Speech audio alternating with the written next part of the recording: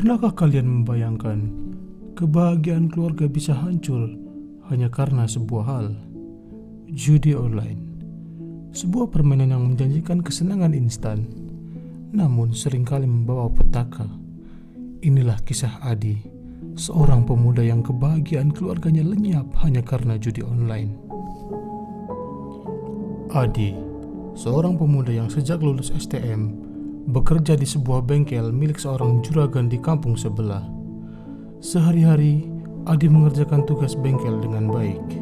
Sang juragan melihat ketekunan Adi dan kerja keras Adi, hingga mengajaknya bekerja di bengkelnya setelah lulus STM. Adi berkeinginan membuka bengkel sendiri di kampungnya, supaya pendapatan yang ia terima tidak harus dipotong oleh juragan untuk operasional toko. Demi menambah pemasukannya, Adi juga menjadi driver ojek online. Pagi sampai sore, dia kerja di bengkel, dan sore setelah bekerja, Adi jadi driver ojek online hingga jam 8 malam. Kegiatan ini Adi lakukan selama 3 tahun, hingga cukup modal untuk membuka bengkel kecil-kecilan di rumahnya. Namun, saat sedang istirahat sambil nunggu orderan ojek masuk, Adi melihat Rehan sedang kegirangan.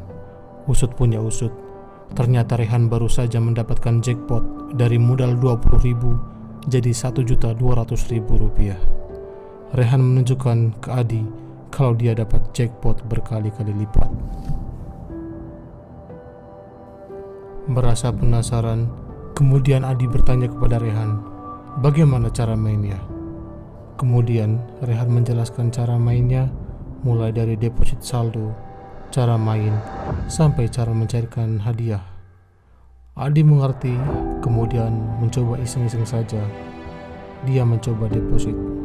Pikir Adi saat itu adalah 10.000 untuk iseng-iseng saja. Sepertinya tidak masalah. Saat pertama kali Adi menekan tombol slot, betapa beruntungnya Adi mendapatkan jackpot senilai 670.000. Saking kegirangannya, Adi langsung deposit ulang. Ia masih jaga-jaga dan tidak menaikkan depositnya terlalu tinggi. Kemudian, Adi kembali deposit sejumlah 50.000 dengan harapan bisa jackpot lebih besar. Percobaan Adi gagal. Hanguslah saldo. Tapi, Adi masih belum menyerah. Toh sebenarnya dia sudah mendapatkan keuntungan dari saat pertama mencoba. Gagal di kedua, 3 hingga keempat, Adi mulai merasa putus asa. Hingga mencoba putaran terakhir untuk malam ini, karena sejak sore memang tidak ada orderan ojol yang masuk.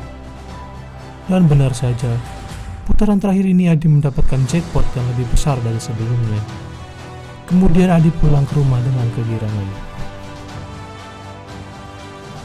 Keesokan harinya, Adi mulai sering iseng-iseng bermain judi online, entah itu di bengkel ataupun saat nunggu orderan ojek online masuk. Saking mujurnya Adi, selama seminggu dia terus bermain dimanapun ia berada. Dari 5 kali percobaan, Adi bisa 1 kali untung jackpot, yang mana itu sudah untung dari modal awal berkali-kali lipat. Seperti kebanyakan awal penjudi online, seminggu 2 minggu masih diberi kemenangan oleh bandar. Mulai di minggu ketiga, Adi mulai boncos. Deposit terus tergerus, tetapi jackpot tak kunjung diberikan oleh kakek Zeus. Karena pikiran telah dikuasai oleh nafsu kemenangan sesaat, akal pikiran Adi tak lagi sehat.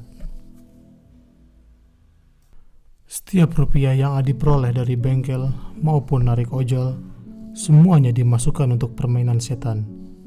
Adi yang tak lagi bisa berpikiran sehat, kini mulai terpikiran untuk mengambil tabungan yang susah payah ia kumpulkan. Pikirnya, kalau jackpot pasti tabungannya bisa langsung kembali. Namun, jackpot tak kunjung datang. Uang tabungan makin menipis. Kini, Adi mulai mencari utang sana-sini. Mulai dari yang kecil sampai yang besar.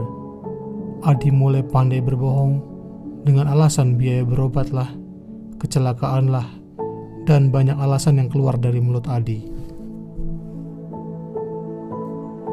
Sampai suatu waktu, banyak orang yang datang ke rumah Adi untuk menagih hutangnya. Emak Adi kaget ketika ada orang datang ke rumahnya sambil marah-marah. yang mana tidak lain dan tidak bukan orang-orang tadi ingin menagih hutang. Emak coba menenangkan orang-orang tersebut dan memintanya kembali lagi besok, biar emak ngomong dulu sama Adi. Malam harinya, emak duduk di samping Adi yang habis pulang narik. Tidak seperti biasanya, kini Adi setiap pulang selalu gelisah uring-uringan. Emak coba menanyakan perihal orang-orang yang siang tadi datang ke rumah untuk menagih hutang. Emak menanyakan memang untuk apa uang tersebut. Adi dengan sedih mengatakan kalau dirinya rugi besar kalah main judi online. Emak pun sedih mendengarnya. Adi tak sanggup menahan tangis. Air matanya kini pecah. Karena kesalahannya, semua tabungannya ludes habis tak bersisa. Sebagai ibu, emak tak tega melihat Adi kesusahan. Maka dari itu, emak merelakan tabungannya untuk melunasi hutang-hutang Adi. Total ada 5 juta rupiah tabungan yang diberikan kepada Adi. Dengan penuh tekad, Adi berjanji akan berhenti main judi online dan akan mengganti uang tabungan emaknya tersebut. Namun, dasar sudah dikuasai nafsu setan. Bukannya Adi membayarkan hutang-hutangnya, ia justru memasukkan uang tersebut ke dalam mesin putar setan kembali. Setan telah menguasai pikirannya. Bisikan-bisikan setan untuk harapan kemenangan palsu membuat Adi tak bisa lagi berpikir dengan akal sehat. Adi mulai kembali perbuatan setannya tersebut. Seharian Adi memutar mesin setan dengan harapan bisa kembalikan seluruh hutang-hutangnya.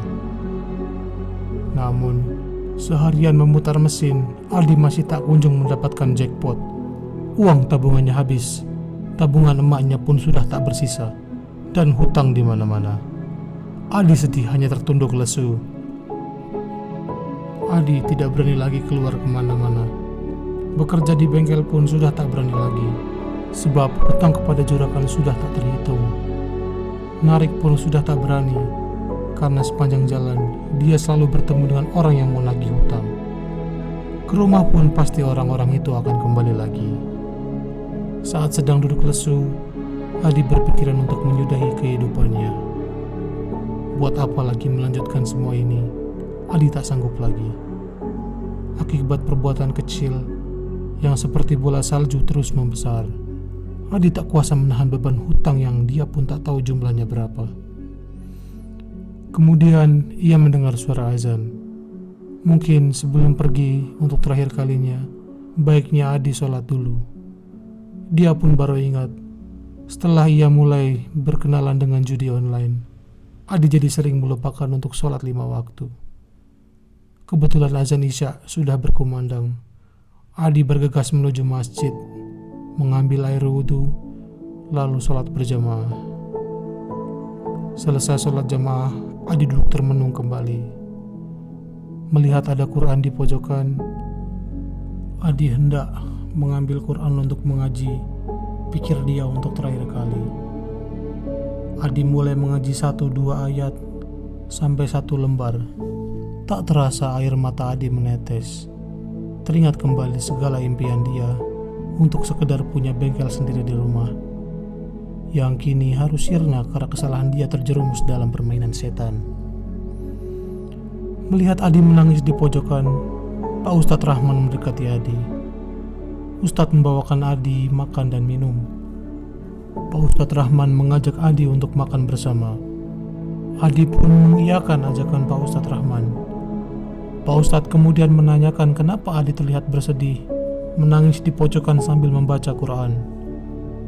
Kemudian Adi bercerita tentang masalahnya, mulai dari awal dia bertemu dengan judi, sampai kini tabungan dia dan emaknya habis karena pikirannya yang telah dikuasai oleh pikiran setan. Pak Ustadz kemudian mencoba menawarkan solusi. Dia menawari Adi untuk diruqyah supaya pikiran Adi kembali jernih. Setelah itu Pak Ustadz mengajak Adi untuk mengikuti kegiatan positif seperti kajian rutin di masjid. Adi pun setuju. Malam itu Adi diruqyah, dan benar saja Adi bereaksi dengan muntah-muntah. Setan yang menguasai Adi dengan bisikan-bisikan untuk menjadikan Adi selalu gelisah dan tak berpikiran logis. Adi mulai kembali ke rumah dengan didampingi Ustadz Rahman. Ustadz Rahman menyampaikan kalau dirinya akan membimbing Adi supaya bebas dari kecanduan judi online. Emaknya pun berterima kasih kepada Ustadz Rahman. Selama setidaknya 3 tahun, Adi dibimbing bersama Ustadz Rahman supaya Adi benar-benar lepas dari efek kecanduan judi online, serta membantu Adi dalam melunasi hutang-hutangnya. Adi hanyalah satu dari sekian banyak orang yang kecanduan judi online dan hidupnya hancur karena judi. Jauhilah dan jangan dekati judi sedikit pun, karena jika sudah dikuasai oleh pikiran-pikiran nafsu setan, yakinlah sulit untuk keluar dari lingkaran setan tersebut. Semoga kita semua dilindungi oleh Allah dari godaan setan yang terkutuk. Terima kasih. Wassalamualaikum warahmatullahi wabarakatuh.